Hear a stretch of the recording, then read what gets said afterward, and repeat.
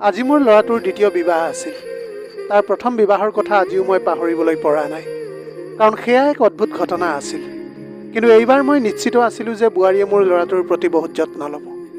মোৰ ল'ৰাটোৱে বহুত এটা ভাল চাকৰি কৰিছিল আৰু সকলো ফালেই সি ধুনীয়া আছিল।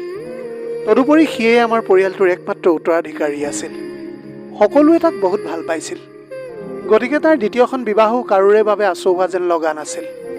কিন্তু ৰাতি হৈ অহাৰ লগে লগে মোৰ বুকুখন বৰকৈ ধপধপাই আছিল আৰু মই বৰ চিন্তিত হৈ পৰিছিলোঁ।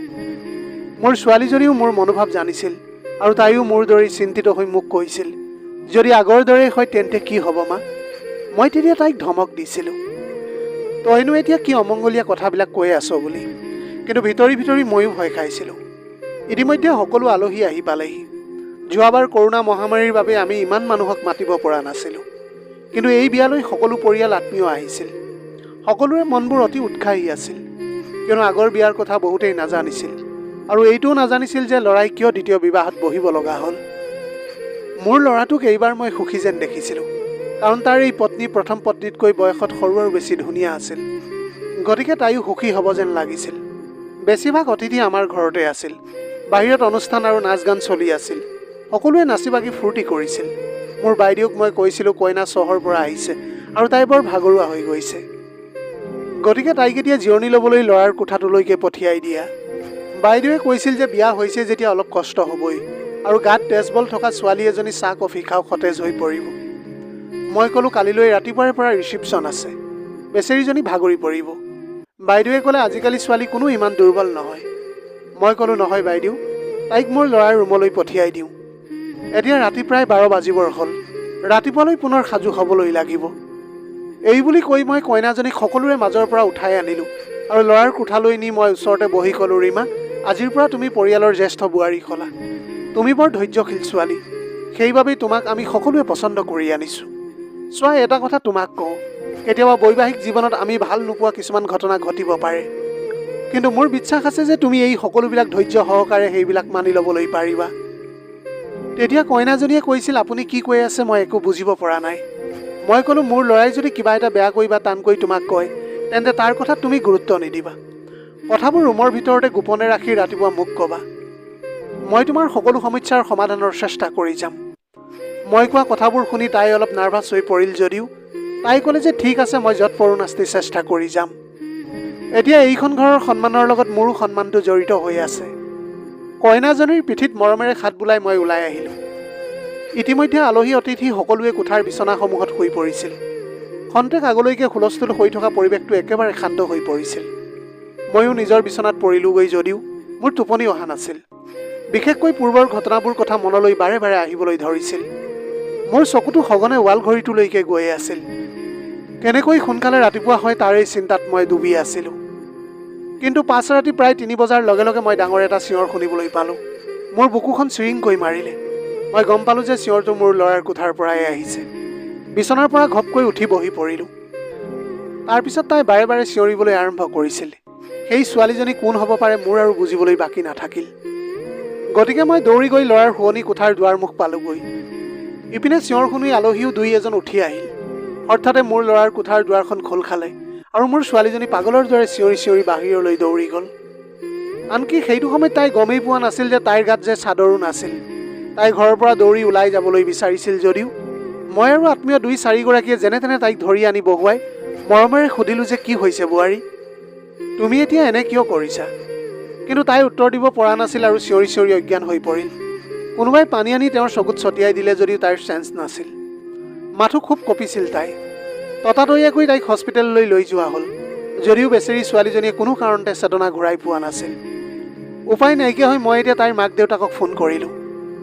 তেওঁলোকে এতিয়া আতংকিত হৈ সুধিলে যে কি হৈছে আমাৰ ছোৱালীজনীৰ, ক'ত আছে এতিয়া। মই ঘটি যোৱা কথাবোৰ তেওঁলোকক ক'লোঁ যদিও তেওঁলোকে মোৰ লগত অদ্ভুত ব্যৱহাৰ আৰু সন্দেহ প্ৰকাশ কৰিছিল। সকলোৱে মোক বিভিন্ন প্ৰশ্ন কৰিছিল আৰু মই গভীৰ মানসিক চাপত ভুগিবলৈ ধৰিলোঁ। বহুত চিন্তা হৈছিল এইটো সময়ত মোৰ। হস্পিটেলত অস্থিৰভাৱে ঘূৰি ফুৰিছিলোঁ আৰু ঘৰলৈ আহি চিধাই ল'ৰাটোক সুধিম বুলি ভাবিছিলোঁ যদিও তাক ঘৰত লগ নাপালোঁ। তাৰ ফোনটো সেইটো সময়ত ছুইচ অফ হৈ আছিল। তাৰ কোঠাটোত সোমাই দেখিলোঁ যে কোঠাটোৰ অৱস্থা স্বাভাৱিক আছিল। কোনো বস্তু ভাঙি যোৱাৰ কোনো চিন মোকাম নাছিল। কিছুমানে ভাবিবলৈ লৈছিল যে মোৰ ল'ৰাই বোৱাৰীৰ সৈতে কাজিয়া কৰিছে, আৰু সাৰিবলৈ এতিয়া ঘৰৰ পৰা পলাই গৈছে। ইফালে বোৱাৰীক লৈ মই বহুত চিন্তিত হৈ পৰিছিলোঁ। সেইবাবে পুনৰ চিকিৎসালয়লৈ উভতি আহিলোঁ। 2-3 ঘণ্টাৰ ভিতৰতে বোৱাৰীৰ ঘৰৰ সকলো মানুহে হস্পিটেলত আহি ভিৰ কৰিছিলেহি। সকলোৱে এতিয়া মোকহে সন্দেহৰ দৃষ্টিৰে চাবলৈ ধৰিলে। যিয়ে নহওক বোৱাৰীৰ চেঞ্চ আহিল আৰু ডাক্তৰে তাইক ৰিলিজ দিলে। কিন্তু মোৰ বোৱাৰীয়ে আমাৰ ঘৰলৈ আহিবলৈ বিচৰা নাছিল। বৰ নাৰ্ভাছ হৈ আছিল তাই। মাকে তাইক বুজাইছিল, এনেকৈ এদিনতে মাকৰ ঘৰলৈ গুচি গ'লে তোমাক মানুহে হাঁহিব আৰু মিছা বদনাম উলিয়াব। গতিকে তুমি সৌৰৰ ঘৰলৈকে যোৱাগৈ। ময়ো বুজাইছিলোঁ বোৱাৰীয়ে যে অন্ততঃ আজিৰ দিনটো হ'লেও যাতে তাই আমাৰ ঘৰৰ অনুষ্ঠানটোত থাকে। অনুষ্ঠান শেষ হোৱাৰ পিছত মাকৰ ঘৰলৈ গ'লেও মই তাইক বাধা নিদিওঁ বুলি কৈছিলোঁ। আপোনাৰ ঘৰত বিয়াৰ অভ্যৰ্থনাত থকাটো পাছৰে কথা। খন্তেক সময়ৰ বাবেও মই তালৈ নাযাওঁ। মই মোৰ মা দেউতাৰ ঘৰলৈ যাম। সমাজ বা কোনো আইনে মোক বাধা দিবলৈ নোৱাৰে। মই এগৰাকী শিক্ষিত ছোৱালী আৰু মই নিজৰ জীৱনটো নিজাববীয়াকৈ কটাবলৈ বিচাৰিছোঁ। আপোনাৰ ল'ৰাটোৰ লগত মই এক মুহূৰ্তও কটাবলৈ নিবিচাৰোঁ। এই বুলি কৈয়ে তাই উচাত মাৰি গুচি গৈছিল। ক'ব নোৱাৰাকৈ মোৰ দুচকুৰে চকু পানী বৈ আহিল।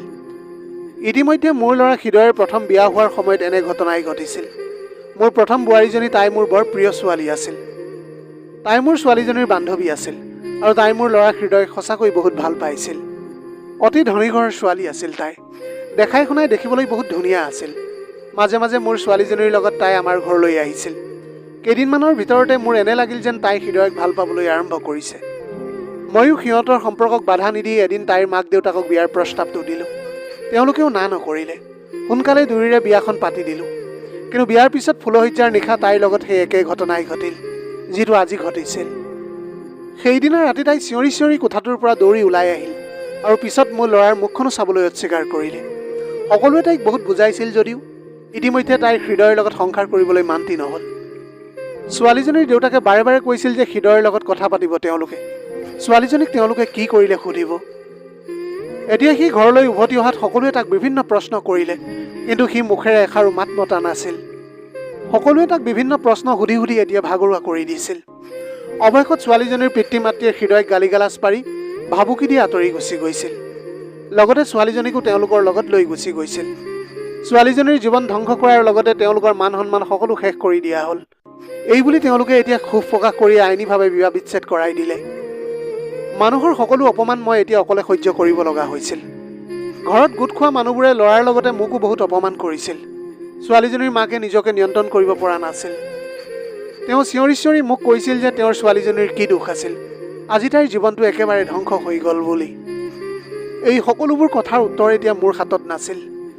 সঁচাকৈয়ে এচাম মানুহে কোনো সত্য কথাটো নজনাকৈ কিছুমান কাহিনী নিজেই ৰচনা কৰে, আৰু এই আত্মকল্পিত কাহিনীবোৰ সত্যৰ পৰা বহু দূৰৈত যদিও কেতিয়াবা অধিক বিপদজনক হয়। কিন্তু সমস্যাটো আছিল যে মই ল'ৰাটোৰ মাক হৈও আচলতে সত্যটো কি মই জনা নাছিলোঁ। কিন্তু বোৱাৰীকেইজনীয়েতো মোক বহুত ভাল পাইছিল আৰু একো কোৱা নাছিল তেওঁলোকে। প্ৰকৃত ঘটনাটোনো কি আছিল সেই কথা জানিবলৈ এদিন দ্বিতীয় বোৱাৰী ৰীমাৰ ঘৰলৈ ফোন কৰিলোঁ।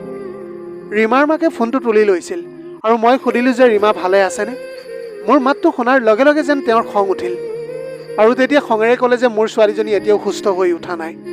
ভৱিষ্যতে যাতে আৰু কেতিয়াও আমালৈ বোৱাৰীৰ খবৰ ল'বলৈ ফোন নকৰে। এই সকলোবোৰ শুনাৰ পিছত মোৰ বহুত চিন্তা হৈছিল। মোৰ প্ৰথম বোৱাৰীৰ লগতো এনেকুৱা হৈছিল। তাইও আঁতৰি যোৱাৰ পাছত 6-7 মাহ ধৰি অসুস্থ হৈ আছিল। কি সমস্যা হৈছে মোৰ ল'ৰাটোৰ মই একো বুজিব পৰা নাছিলোঁ। সমস্যাটো আছিল যে তাৰ পত্নীসকলে তাৰ ভয়ত পলাই আঁতৰি গুচি গৈছিল। কিন্তু মই লক্ষ্য কৰিছিলোঁ মোৰ ল'ৰাটো অমায়িক আৰু সহজ সৰল আছিল। তদুপৰি তাৰ এটা ভাল চাকৰিও আছিল। সি সৰুৰে পৰা মানুহৰ লগত বেছি কথা বতৰা পতা নাছিল। ঘৰৰ প্ৰথম সন্তান হোৱাৰ বাবে বৰ মৰম আৰু আদৰেৰে তাক ডাঙৰ দীঘল কৰিছিলোঁ। অতি অমায়িক আৰু ভদ্ৰ ল'ৰাটোৱে ঘৰৰ সকলো দায়িত্ব সুকলমে পালন কৰিছিল। দৰমহাৰ টকাকেইটা আনিও মোৰ হাততে দিছিলহি।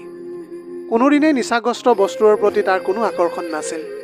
মাত্ৰ কেইজনমান তাৰ বন্ধু আছিল। বিদেশত থকা বেষ্ট ফ্ৰেণ্ড দুজনমানৰ লগত কেতিয়াবা কেতিয়াবা ফোনত সি কথা পতা মই শুনিছিলোঁ। কিন্তু সকলোফালেই ভাল গুণেৰে সমৃদ্ধ মোৰ ল'ৰাটোৰ বৈবাহিক জীৱন কিয় স্বাভাৱিক নাছিল, তাক লৈ মই এতিয়া বহুত চিন্তাত ভাগি পৰিছিলোঁ। দুজনীকৈ বোৱাৰী আঁতৰি যোৱাৰ পাছতো তাৰ কোনো প্ৰতিক্ৰিয়া নাছিল। প্ৰায় এবছৰৰ পাছত পুনৰ মই ল'ৰাৰ তৃতীয়বাৰৰ বাবে বিয়া পাতি দিয়াৰ কথাটো ভাবিলোঁ। মনত সংশয় হৈছিল যে বিয়াৰ পাছত হৃদয়ে এইবাৰো আগৰ দৰে কৰিব নেকি। ভগৱানক সদায় প্ৰাৰ্থনা কৰিছিলোঁ যাতে এইবাৰ মোৰ বোৱাৰীজনী ঘৰতে থাকে, পলাই যাতে গুচি নাযায়। মই কোনোবা এজনী ছোৱালীৰ জীৱনটো ধ্বংস কৰিবলৈ বিচৰা নাছিলোঁ। মই ভালকৈ জানিছিলোঁ যে এগৰাকী ছোৱালীৰ বিবাহ বিচ্ছেদ হ'লে কেনেকৈ এটা বদনামীৰ দাগ লাগে। বহু চিন্তাৰ অন্তত মই সিদ্ধান্ত ল'লোঁ যে হৃদয়ক এইবাৰ এগৰাকী বিবাহিত মহিলাক বিয়া কৰাই দিম, যাৰ ইতিমধ্যে বিবাহ বিচ্ছেদ হৈছে বা তেওঁ এগৰাকী বিধৱা মহিলা। ভবামতে এগৰাকী কম বয়সীয়া ছোৱালী পালোঁ, যাৰ স্বামীৰ ইতিমধ্যে মৃত্যু হৈছিল। ছোৱালীজনীৰ বয়স কম আছিল, কিন্তু দেখাত বৰ ধুনীয়া নাছিল। মই ছোৱালীজনীক ক'লোঁ যে তেওঁ এতিয়া মোৰ ল'ৰাটোৰ লগত বিয়া হ'ব লাগে। সেইটো সময়ত তাইক মই অলপ মিছা ক'বলগীয়া হৈছিল, কাৰণ সঁচা কথা ক'ব পৰা অৱস্থাত মোৰ একোৱেই নাছিল। যিয়েই নহওক, ছোৱালীজনীয়ে বিয়াৰ ক্ষেত্ৰত সন্মতি জনাইছিল। ঘৰলৈ আহি হৃদয়ক ছোৱালীজনীৰ ফটোখন দেখুৱাই বিয়াৰ কথাটো ক'লোঁ, কিন্তু ফটোখন দেখিয়েই সি স্পষ্টকৈ বিয়া কৰাবলৈ অস্বীকাৰ কৰিলে। সি তেতিয়া ক'বলৈ ধৰিলে যে মোৰ আৰু বিয়া পাতিবলৈ মন নাই। ইমান সৰলমুখৰ ছোৱালী মই তাইক বিয়া কৰাবলৈ নিবিচাৰোঁ। হৃদয়ৰ কথা শুনি মই তাক বহুত কথা বুজাবলৈ চেষ্টা কৰিছিলোঁ। তাক ক'লোঁ যে শুন, মোৰ বয়স হৈ আহিছে। জীয়াই থকালৈকে মই বাৰু তোমাৰ লগতে আছোঁ, কিন্তু মই নোহোৱা হ'লে তোমাৰ যত্ন কোনে ল'ব আগলৈ? অলপ দিনৰ পাছত ভণ্টিও বিয়া হৈ বেলেগ এখন ঘৰলৈ গুচি যাবগৈ। তোমাৰ ভৱিষ্যত জীৱনটো কি হ'ব তেতিয়া? সি এতিয়া কথাবিলাক শুনাৰ পাছত বিয়াৰ বাবে সন্মতি দি নিজৰ কোঠালৈ সোমাই গুচি গ'ল। এইবাৰ মই সিদ্ধান্ত লৈছিলোঁ যে মই যিকোনো প্ৰকাৰে এইবাৰ ল'ৰাক ঠিক কৰিমেই। ছোৱালীজনীক মই বহুত আত্মবিশ্বাস দিয়াম, কিন্তু তাইক প্ৰথমে মই কেতিয়াও নকওঁ যে হৃদয় ইতিমধ্যে দুগৰাকী পত্নী ভয় খাই পলাই গুচি গৈছে বুলি। মই তাইক মৰমেৰে বুজাম যে যদি হৃদয়ে আগৰ দৰে আচৰণ কৰে, তেন্তে মোক যাতে লগে লগে তাই কথাবিলাক জনায়। ফুলশয্যাৰ নিশা ৰশ্মিক হৃদয়ৰ ৰুমলৈ লৈ গৈ বিচনাত বহিবলৈ দিলোঁ। তাইৰ হাতত ধৰি ক'লোঁ, বোৱাৰী, মই তোমাক বহুত ভাল পাওঁ। তোমাক দুটামান কথা কোৱাটো জৰুৰী বুলি মই ভাবিছোঁ। তুমি বাৰু বেয়া পাবা নেকি? ৰশ্মিয়ে আচৰিত হৈ মোৰ ফালে চালে আৰু ভয়ে ভয়ে কওকচোন বুলি কথাটো সুধিলে। মই ৰশ্মিক বুজাই দিলোঁ যে পুত্ৰ হৃদয়ে বিয়া কৰাবলৈ একেবাৰে সাজু নাছিল। বৰ কষ্টৰেহে মই তাক বিয়াৰ বাবে সাজু কৰিছোঁ। মোৰ ল'ৰাটোৱে হয়তো কিছুমান অদ্ভুত কাম কৰিব পাৰে, হয়তো সি তোমাক ভয় খুৱাবলৈ চেষ্টা কৰিব পাৰে, কিন্তু তুমি যাতে ভয় কৰি পলাই গুচি নোযোৱা। যিয়েই নহওক কিয়, তুমি যাতে মোক সকলো কথা খোলাখুলিকৈ কোৱা। মোৰ কথা শুনি ৰশ্মিও হ'ব বুলি মাত দিলে। মই মনতে সন্তুষ্টি অনুভৱ কৰিলোঁ আৰু ৰশ্মিক জিৰণি ল'বলৈ কৈ ওলাই আহিলোঁ। মই মোৰ নিজৰ ৰুমলৈ যোৱা নাছিলোঁ। ড্ৰয়িং ৰুমৰ সোফাখনতে এতিয়া শুই পৰিছিলোঁ। মোৰ ছোৱালীজনী এতিয়া তাতে বহি আছিল। তাইক নিজৰ ৰুমলৈ পঠাই দিলোঁ। যোৱাৰ আগতে তাই মোক কৈছিল, মা, তুমি যি কাম কৰি আছা সেয়া কিন্তু ভুল কৰি আছা। কেৱল বিয়াই সকলো সমস্যাৰ সমাধান নহয়। তুমি কোনো কন্যাৰ জীৱন এনেকৈ নষ্ট হ'বলৈ দিবলৈ নালাগে। এৰা, মোৰ ছোৱালীজনীয়ে শুদ্ধ কথাই কৈছিল। কিন্তু এগৰাকী মাতৃয়ে বাৰু পুত্ৰৰ এক অনিশ্চিত ভৱিষ্যতটো কেনেকৈ চাই থাকিবলৈ পাৰিব? এতিয়া মাত্ৰ ভগৱানক প্ৰাৰ্থনা কৰিছিলোঁ যে হে ভগৱান, এই ৰাতিটো যাতে বহুত ভাল আৰু নিস্তব্ধতাৰ মাজেৰে পাৰ হৈ যায়। সঘনে ঘড়ীটোলৈ চাই আছোঁ। বুকুৰ উৎকণ্ঠা এতিয়া ক্ৰমান্বয়ে বাঢ়িবলৈ ধৰিলে। ঘড়ীৰ কাটাৰ প্ৰতিটো সংকেত মোৰ মূৰত পৰা একোটা সাঁতুৰিৰ কোব যেন লাগিবলৈ ধৰিছিল। বাৰম্বাৰ ভগৱানক স্মৰণ কৰি থাকোঁতেই হঠাতে মই ভয় কৰা ঘটনাটো পুনৰ ঘটিল। বাৰম্বাৰ ভগৱানক স্মৰণ কৰি থাকোঁতে হঠাতে সেই ঘটনাটো পুনৰাবৃত্তি হ'ল। ৰশ্মিয়ে চিঞৰি চিঞৰি কোঠাটোৰ পৰা ওলাই আহি পাগলৰ দৰে ঘৰৰ ভিতৰলৈ দৌৰিবলৈ ধৰিলে। যেনিয়ে তেনিয়ে তাই এতিয়া পলাবলৈ চেষ্টা কৰিলে। কোনোমতেহে ধৰি তাইক মই এতিয়া বুজাই শান্ত কৰিলোঁ। কিছু সময়ৰ পাছত তাই স্বাভাৱিক অৱস্থালৈ অহাত তাই মোক খঙেৰে ক'লে যে আপুনি প্ৰথমে আপোনাৰ ল'ৰাৰ যত্ন লওক, তাৰ চিকিৎসা কৰাওক। যদি আপুনি আগতে এইবোৰ কৰিলেহেঁতেন আজি এইটো দৃশ্য দেখিবলৈ নাপালোহেঁতেন। ৰশ্মিৰ কথাই মোৰ বুকুত বৰকৈ খুন্দিয়াবলৈ ধৰিছিল। তাই এজনী বহুত স্মাৰ্ট ছোৱালী আছিল। সেইবাবে তাই হৃদয়ৰ দৰে এজন পুৰুষৰ লগত নিজকে আবদ্ধ কৰি ৰাখিব বিচৰা নাছিল। তাই হৃদয়ক এৰি থৈ গুচি গ'ল। পিছদিনাই ৰশ্মিৰ ঘৰৰ পৰা বিবাহ বিচ্ছেদ কৰিবলৈ কোৱাৰ ফোন আহিল। তেওঁলোকে কৈছিল বিবাহ বিচ্ছেদ নকৰিলে আমি আদালতৰ কাষ চাপিম। মই থতমত খাই চোফাখনতে বহি পৰিলোঁ। বহুত চিন্তা মনলৈ আহিছিল। ৰশ্মি বিধৱা আছিল যদিও তাইৰ পৰিয়ালৰ আন সকলো শিক্ষিত আছিল। কিন্তু ৰশ্মিক সকলো কথা বুজাই কোৱাৰ পাছতো এনেকুৱা কৰিবলৈ ওলোৱাত মোৰ বহুত খং উঠিছিল। মনলৈ ভাৱ আহিছিল যে সঁচাকৈ মোৰ ল'ৰাটোৰ কি ইমান অভাৱ আছিল যে সকলোৱে ইমান ঘৃণাৰ দৃষ্টিৰে চাবলৈ ল'লে। পাছত কইনাক দিয়া গহনা সম্পত্তি সকলো মই ৰশ্মিৰ পৰিয়ালক দি দিছিলোঁ। কোনোদিনেই কাৰোৰে পৰা একো যৌতুক দাবী কৰা নাছিলোঁ মই। মাত্ৰ বিচাৰিছিলোঁ যাতে মোৰ ল'ৰাটোৰ জীৱনটো সুন্দৰ হওক। তিনিজনীকৈ বোৱাৰী আঁতৰি গুচি গ'ল যদিও কোনোৱে একো প্ৰকাশ নকৰিলে। এই বিষয়ে হৃদয়ক সুধিবলৈ চেষ্টা কৰিও বাৰম্বাৰ ব্যৰ্থ হৈছোঁ মই, কাৰণ সি মোক কথা পতাৰ সুযোগেই নিদিয়ে। তথাপিও আজি পৰ্যন্ত হতাশ হোৱা নাই মই। এটাই মনত আশা পুহি ৰাখিছিলোঁ যে ভগৱানে এদিন হ'লেও প্ৰাৰ্থনাটো শুনিব মোৰ। সেইবাবে মই মনতে থিৰাং কৰিলোঁ যে এতিয়া মই প্ৰতিটো তাৰ কাৰ্যত গোপনে মনোযোগ দিবলৈ চেষ্টা কৰিম। অনুসন্ধান কৰিবলৈ চেষ্টা কৰিলোঁ, কিজানি তাৰ কিবা এটা ক্লু বিচাৰি পাওঁৱেই বুলি। কিটো উপায়েৰে সত্যটো জানিবলৈ পাৰোঁ, সেই ভাবিয়ে এদিন হৃদয়ৰ অন্তৰংগ বন্ধু কেইজনমানলৈ ফোন কৰিলোঁ। তেওঁলোকক সুধিলোঁ যে কেতিয়াবা হৃদয়ে তাৰ কিবা সমস্যাৰ কথাটো কৈছিল নেকি তোমালোকৰ আগত বুলি। কিন্তু কোনো এজন বন্ধুৱে যে হৃদয়ে কিবা এটা সমস্যা আছে সেই কথাটো নাজানো বুলি কৈছিল। এনেকৈ চাওঁতে চাওঁতে 6 মাহ পাৰ হৈ গ'ল। ঘৰখনত সকলো স্বাভাৱিক হৈ আছিল যদিও মোৰ মনত অলপো শান্তি নাছিল। হৃদয়ৰ চিন্তাই মোক এতিয়া খুলি খুলি মাৰি পেলাইছিল। মই আকৌ এবাৰ হৃদয় বিয়াৰ কথাটো ভাবিলোঁ। এইবাৰ সিদ্ধান্ত ল'লোঁ যে সত্য কথাটো মই এইবাৰ ছোৱালীজনীক আগতীয়াকৈ কৈ দিম। তেনেধৰণে ছোৱালীজনীও বিয়াৰ ক্ষেত্ৰত অতি কঠোৰ সিদ্ধান্ত মানি লৈছিল। সিহঁতৰ ঘৰখন বৰ দুখীয়া আছিল আৰু দুটাকৈ তাইৰ ভায়েক আছিল। যদিহে তাইৰ ভাইটিহঁতে ভালদৰে পঢ়া শুনা কৰিবলৈ পাৰে তেন্তে মই বিয়াত বহিবলৈ সাজু আছোঁ। কষ্ট হ'লেও মই সকলো আপোচ কৰিম। ছোৱালীজনীৰ এনে সাহসী কথা আৰু চিন্তাই মোক দুখৰ মাজতো কিঞ্চিত আশাৰ ৰেঙনি যোগাইছিল। সঁচাকৈ সোণালী নামৰ এই ছোৱালীজনী দুখীয়া পৰিয়ালৰ হ'ব পাৰে, কিন্তু তাই অতি এজনী সংস্কৃতিবান আৰু বুদ্ধিমান ছোৱালী আছিল। ভগৱানক প্ৰাৰ্থনা কৰিছিলোঁ যাতে সোণালী মোৰ বোৱাৰী হৈ মোৰ ঘৰত আজীৱন থাকে। যদিহে তাই থাকে তেন্তে মোৰ বাবে ই এক বৃহৎ সৌভাগ্যৰ বিষয় হ'ব। এইবাৰ বিয়াখন মন্দিৰতে হৈছিল। সকলো ঠিকেই আছিল আৰু আশ্চৰ্যজনকভাৱে ফুলসজ্জাৰ ৰাতিটো পাৰ হৈ গ'ল। মই কাহিলী পোৱাতেই নিজৰ কোঠাৰ পৰা ওলাই আহিলোঁ আৰু বোৱাৰী বুলি সিহঁতৰ কোঠাৰ দুৱাৰত টোকৰ মাৰিলোঁ।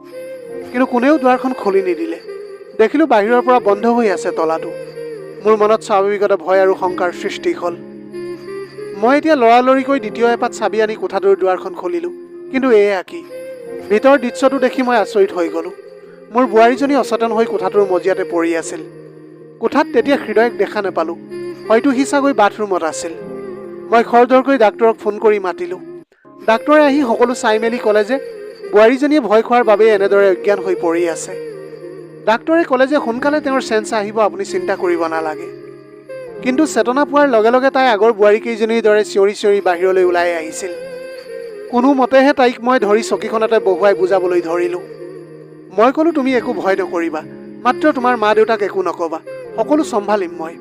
মাত্ৰ মোক সঁচা কথাবোৰ কোৱা সোণালী, তুমি আচলতে কি কৰিছিল হৃদয়ে তোমাক? তুমি মোক যিহেতু কথা দিছিলা মোক সকলো সঁচা কথা ক'ম বুলি। মোৰ কথা শুনি সোণালী উত্তেজিত হৈ পৰিছিল আৰু লগতে কৈছিল, নাই খুৰী, সেইবিলাক কথা মই আৰু ক'বলৈ নোৱাৰোঁ। মোক এতিয়া যাবলৈ দিয়ক খুৰী, প্লিজ মোক যাবলৈ দিয়ক। সোণালীক এতিয়া মই ধৰি ৰখাবলৈ নোৱাৰিলোঁ। মাত্ৰ তাইক কৈছিলোঁ যে ঠিক আছে বাৰু, তুমি ঘৰলৈ যোৱা, কিন্তু কেতিয়াও মনলৈ নানিবা যে হৃদয় তোমাৰ স্বামী নহয় বুলি। যেতিয়াই মই বিচাৰোঁ তেতিয়াই যাতে তুমি এইখন ঘৰলৈ উভতি আহা। এতিয়া সোণালীয়ে মোৰ কথাক সন্মান জনাই দেউতাকৰ ঘৰলৈ বুলি গুচি গৈছিল। মই ভাবিছিলোঁ যে কিছু সময়ৰ পিছত সোণালীৰ মাক দেউতাকৰ পৰা ফোন আহিব, কিন্তু একো নহ'ল। হয়তো সোণালীয়ে মাক দেউতাকক এই সকলোবোৰ কথা কোৱা নাছিল। তাই মোৰ বিশ্বাস ৰাখিছিল। হৃদয়ে পূৰ্বৰ 3গৰাকী পত্নীয়ে দ্বিতীয় দিনাই বিবাহ বিচ্ছেদৰ দাবী জনাইছিল আৰু আঁতৰি গুচি গৈছিল। কিন্তু সোণালী একেবাৰে আঁতৰি যোৱা নাছিল। সেইবাবে সোণালীক সঁচাকৈ মোৰ ল'ৰাৰ পত্নী বুলি ভাবিছিলোঁ। কি কৰোঁ কি নকৰোঁ ভাবি এদিন গোপনে মোৰ চিনাকি ডাক্তৰ এজনলৈ ফোন কৰি হৃদয়ৰ কথাটো ক'লোঁ। তেওঁ মোক কিছু পৰামৰ্শ আগবঢ়ালে। বহুত সাৱধানেৰে এদিন হৃদয়ৰ খাদ্যত টোপনিৰ ঔষধ মিহলাই দিলোঁ। সি গভীৰ টোপনিত যোৱাৰ লগে লগে ডাক্তৰক ফোন কৰি মাতিলোঁ। ডাক্তৰে হৃদয়ৰ কিছু পৰীক্ষাৰ বাবে ব্লাডৰ নমুনা লৈ গ'ল। মই পৰীক্ষাৰ ৰিপৰ্টটোৰ বাবে উৎকণ্ঠাৰে ৰৈ আছিলোঁ। কিন্তু পিছদিনা ডাক্তৰে ফোন কৰি ক'লে যে ৰিপৰ্টটো নৰ্মেল আছে বুলি। এইটো কথা শুনি মই আচৰিত হৈ পৰিলোঁ, কাৰণ সকলো যদি নৰ্মেলেই আছে তেন্তে হৃদয়ে এনে অস্বাভাৱিক আচৰণ কিয়? কিবা এটা চিন্তা কৰি সোণালীৰ ওচৰলৈ পুনৰ গ'লোঁ। সোণালীৰ মাক দেউতাকে মোক বহুত সন্মান কৰিছিল। হয়তো তেওঁলোকেও সঁচা কথাটো নাজানিছিল, কিন্তু মোক দেখি সোণালীয়ে হয়তো ভয় খাই গৈছিল। কোঠাটোত এতিয়া বেছি সময় নবহি তাই ভিতৰলৈ বুলি সোমাই গ'ল। ময়ো তাইৰ পিছে পিছে এতিয়া তাইৰ কোঠাটোৰ ভিতৰলৈ সোমাই গ'লোঁ। মোক দেখি আতংকিত হৈ তাই সুধিলে যে আণ্টি, মই আপোনাক আগতেও কৈছিলোঁ যে মই আপোনাৰ ঘৰলৈ কেতিয়াও যাবলৈ নোৱাৰোঁ। আপুনি মোক নিবলৈ কিয় আহিছে?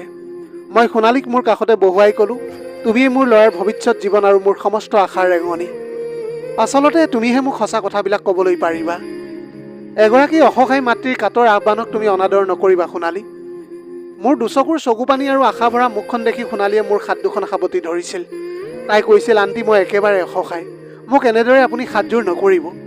যেতিয়া সোণালীয়ে গোপন সঁচা কথাবোৰ ক'বলৈ মান্তি নহ'ল, তেতিয়া মই তাইক সুধিলোঁ, ঠিক আছে সোণালী, তুমি এতিয়া তোমাৰ মুখেৰে একো ক'ব নালাগে, মই নিজৰ চকুৰে সকলো চাই ল'ম।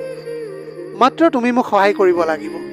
আজি ৰাতিটোৰ বাবে তুমি আকৌ মোৰ ঘৰত মোৰ ল'ৰাটোৰ কোঠাত থাকিব লাগিব। ভয় নকৰিবা, আজি ময়ো তোমাৰ লগতে থাকিম আৰু নিজৰ চকুৱে সকলো সত্যটো মই চাই ল'ম। প্ৰথমতে সোণালী মান্তি হোৱা নাছিল যদিও বহুত বুজাই বঢ়াই তাইক মান্তি কৰালোঁ। মাক দেউতাকক মাত লগাই সোণালীক মোৰ লগতে লৈ আনিছিলোঁ। সোণালীক কইনা সজাই হৃদয় কোঠাটোত পুনৰ বহিবলৈ দিলোঁ।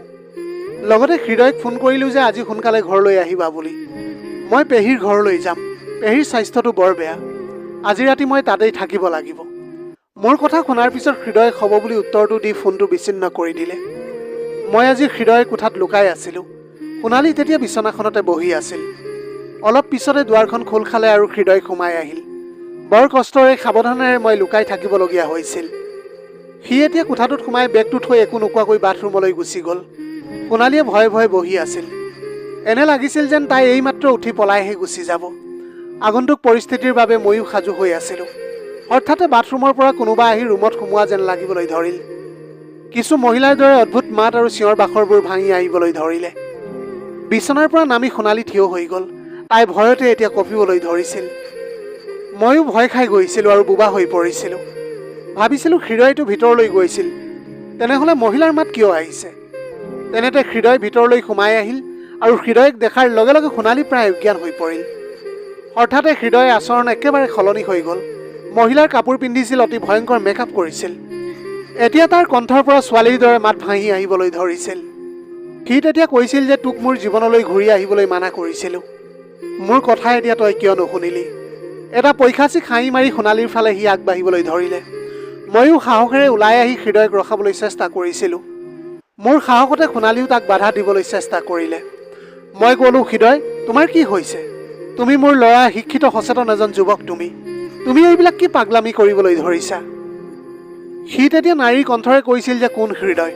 মই প্ৰণামী, মোৰ নাম প্ৰণামী। সেইটো সময়তে সোণালীয়ে সুযোগ বুজি ৰুমৰ পৰা পলাই গুচি গৈছিল। তাই পলাই যোৱা দেখি হৃদয় মোৰ ফালে আহিবলৈ ধৰিলে। ময়ো কোঠাটোৰ পৰা ওলাই আহি বাহিৰৰ পৰা কোঠাটোৰ ভিতৰলৈ চালোঁ। বাহিৰৰ পৰা হৃদয়ৰ সেই ভয়ংকৰ হাঁহি মই এতিয়া শুনিবলৈ পাইছিলোঁ। ভয়তে কঁপি থকা সোণালীক বুকুতে সাৱটি ধৰিলোঁ। তাই তেতিয়া ভয়তে কান্দি কান্দি কৈছিল যে খুৰী, মোৰ মৰিবলৈ একেবাৰে মন নাই। হৃদয়ৰ কোঠাৰ দুৱাৰখন এতিয়া বাহিৰৰ পৰা তলা লগাই দিলোঁ। ৰাতিপুৱা সাৰ পোৱাৰ লগে লগে মই ডাক্তৰলৈ ফোন কৰিলোঁ। সোণালীক মোৰ কোঠাত সেইদিনা মই শুৱাই ৰাখিছিলোঁ। ৰাতিপুৱা ডাক্তৰ আহি পালেহি আৰু মই তেওঁক যোৱা ৰাতিৰ সকলো ঘটনা বিৱৰি ক'লোঁ। লগতে মই ডাক্তৰক ক'লোঁ যে মই ভাবোঁ হৃদয়ৰ গাত কিবা অশৰীৰী ভূত লম্ভিছে। মোৰ কথাটো শুনি ডাক্তৰে ক'লে যে মই এইটো ভূত বা কিবা আত্মা বুলি নাভাবোঁ। মই ভাবোঁ হৃদয় এজন মানসিক ৰোগীহে। তেওঁৰ কিছু চাইক্ৰেটিক প্ৰব্লেম হৈছে। এনে ৰোগীয়ে চিনেমাত বা কাহিনীৰ মাজত সোমাই পৰি সেই চৰিত্ৰত নিজকে বিলীন কৰি দিয়ে। আপোনালোকে চিন্তা নকৰিব, এই ৰোগৰ নিৰাময় আছে। ৰোগীক মৰম, সান্নিধ্য আৰু কিছু ঔষধৰ জৰিয়তে আৰোগ্য কৰিবলৈ পাৰি। সময় লাগে যদিও ৰোগীজন সম্পূৰ্ণ সুস্থ হৈ উঠে। কিন্তু ৰোগীৰ বেমাৰৰ কাৰণ জানিবলৈ আমি চেষ্টা কৰিব লাগিব। নতুন কইনাক দেখিলে হৃদয় পাগল হৈ পৰে। হৃদয়ে এই আক্ৰমণবোৰ কিয় হয় তাৰ সূত্ৰ তেওঁৰ কোঠাৰ পৰাহে পাব নিশ্চয়। ডাক্তৰে এতিয়া আৰু কিছু উপদেশ দি গুচি গৈছিল। ৰাতিৰ ঘটনাই সোণালীক যথেষ্ট মানসিক চাপ দিছিল। সেইবাবে তাই উঠাত অলপ দেৰি হৈছিল। মই ব্ৰেকফাষ্ট প্ৰস্তুত কৰিলোঁ। ব্ৰেকফাষ্ট কৰি থাকোঁতে সোণালীয়ে ক'লে যে তাই এতিয়া ঘৰলৈ যাব। সোণালীৰ মূৰত হাত থৈ মই মৰমেৰে ক'লোঁ, সোণালী, তুমি মোৰ বোৱাৰী, এইখন ঘৰৰ লখিমী। প্ৰথমতে তুমি মোক খুৰী বুলি নকৈ এবাৰ মা বুলি মাতাচোন। এতিয়া এইখন ঘৰ তোমাৰহে।